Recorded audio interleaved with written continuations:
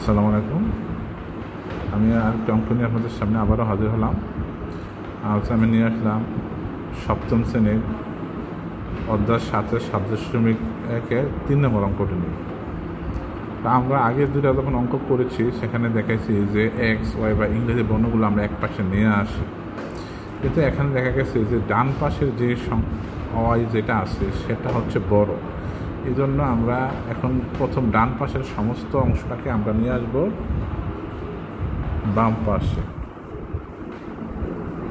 যদি সমান সমান চিহ্নের বাম পাশের সমস্ত অংশ ডান পাশে, ডান পাশের সমস্ত অংশ বাম পাশে নিয়ে আসি, তাহলে আমাদের কি হয় না, চিহ্নের কোনো পরিবর্তন হয় না। এখন আমরা কি করব, এখন আমরা আগের মতো কাজ করব। এই 3y এই পাশে নিয়ে আসবো, তো এটা প্লাস হয়ে যাবে মাইনাস।